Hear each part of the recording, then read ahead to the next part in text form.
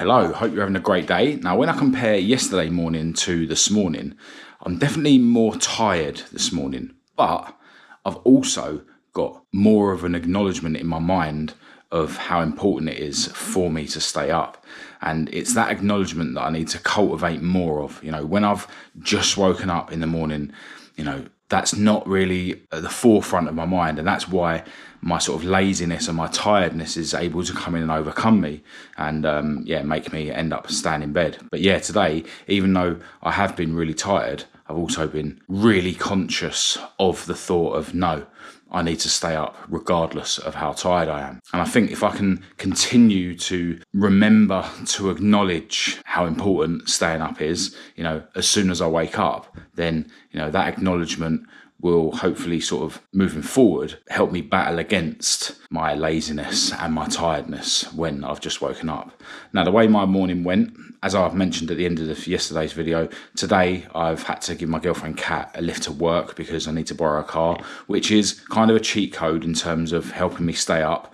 It makes it a bit easier. And yeah, once I'd taken Kat to work, I came back and I decided to sit on the sofa before I even took my coat off, and look at videos on YouTube. Then I got to the point where I felt like I was almost falling to sleep. So I decided that was the time to take my coat off and stuff and start going through my daily routine. Once I'd had loads and loads of water, I was starting to wake up. Obviously I had my salt water and my vitamin C at that point and brushed my teeth. And then I came into the front room again and wrote in my journal and had a meditation session. Definitely felt like I almost fell asleep a couple of times during that meditation session, but I just soldiered through and just kept, sort of militantly focusing on my breath. I don't think I got very present in my meditation session. Didn't get to the stage where, my body was tingling and buzzing like, how I get sometimes when I meditate, but, got through it without falling asleep. And then it was time for me to go for my walk around the block. And I actually did my full walk today, even though my foot is hurting. I had to hobble round, but I was trying not to hobble more than I need to. Because, when you're limping and, you're sort of trying to put all the pressure on the inside of my foot, for instance, so that it's not, putting weight on my injured toe, you start bringing in other muscles, your body starts compensating, and then you're at risk of straining other muscles and stuff. So yeah, I just tried to walk as normally as I possibly could.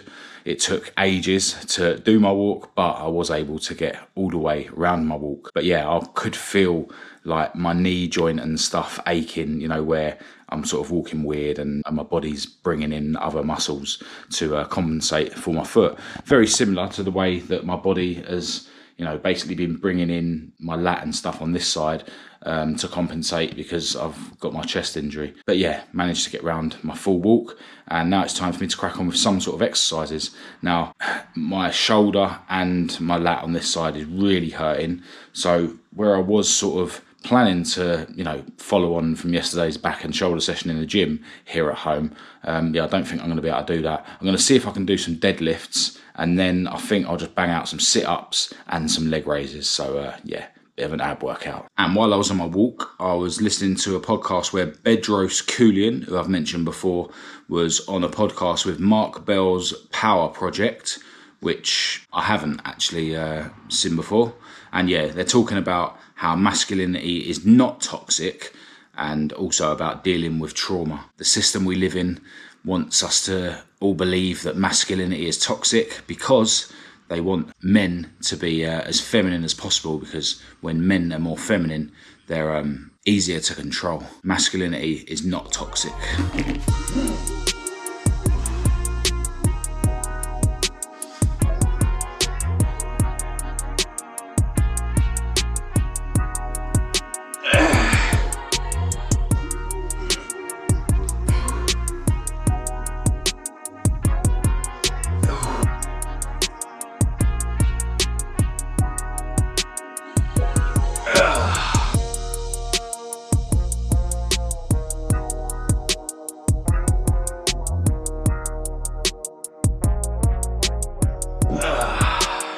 All right, so after doing a load of work at home on the computer, I've now ventured out to crack on with the rest of my day. Just come round to the garage here at home to take some pictures of some other parts that I've got for sale. I'll have to bring the scales back round here later to weigh those parts, just to make sure I get the postage right on the eBay listings. I hate it when I sort of make a mistake with the postage and then end up losing money. But yeah, I've also dropped off the parts that I picked up when I went out and about yesterday. And yeah, now I'm going to head over to my other garage to work on my other car, although I do need to stop off at the post office on the way to post out some other eBay bits.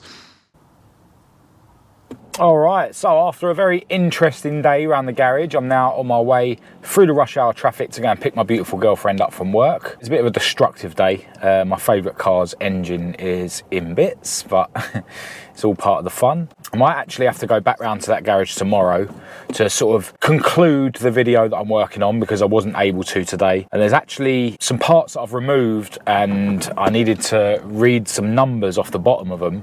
And some of them I can't read the numbers. Now, it was getting dark at the time, but I was shining the light from my phone in there and I still couldn't see the numbers. So I might actually see if Kat wants to come around the garage with me for a couple of hours tomorrow and just see if it's my eyesight or whether those bits don't have the numbers on, or, you know, the numbers have worn off, or yeah, maybe it is just because it was getting dark. Got plenty of editing to crack on with this evening, but I do want to try and go to the gym and do an arm and chest session. My injuries are hurting. My foot is absolutely killing. Just where I've been on my feet all day.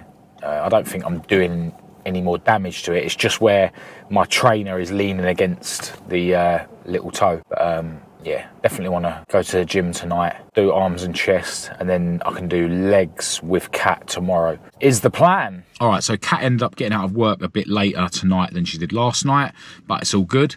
It's now 8:30 and I've just got to the gym, and I've actually got loads of stuff that I'm planning to do this evening before I go to sleep, and I've got a busy day planned for tomorrow as well. So, yeah, I need to be as efficient as I can be, you know, not only here at the gym, but also when I dive into some work later on. I almost talked myself out of this gym session, although I was planning to have an arm and chest session at home instead, which, you know, there's nothing wrong with that, but I sort of don't class my home workouts as proper workouts because I don't go as intense, you know.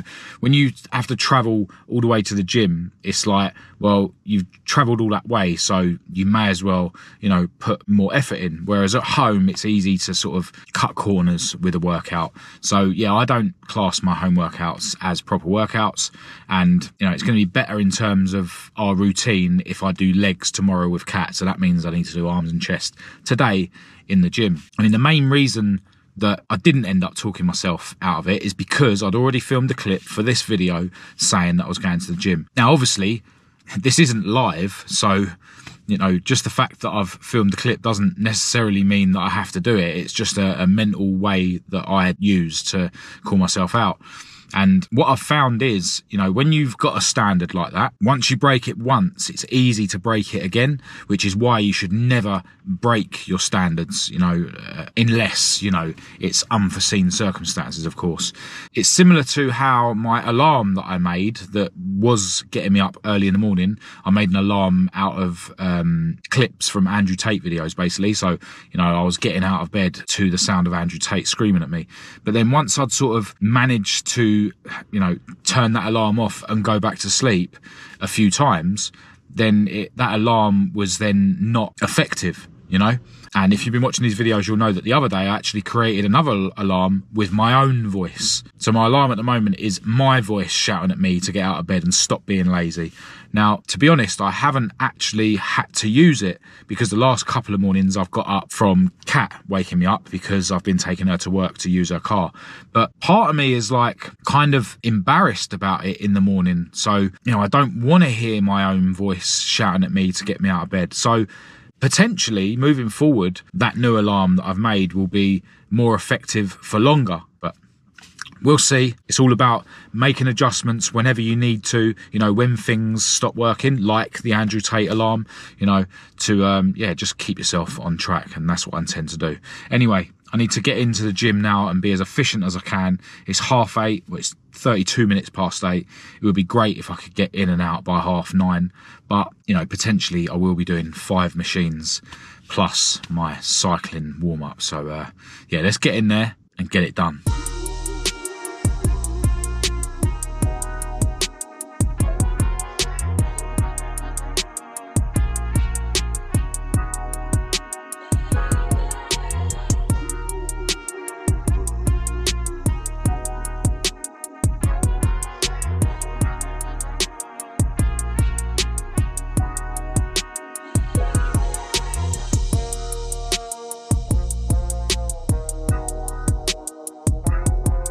Alright, so all things considered, that was a really good session in the gym on arms and chest.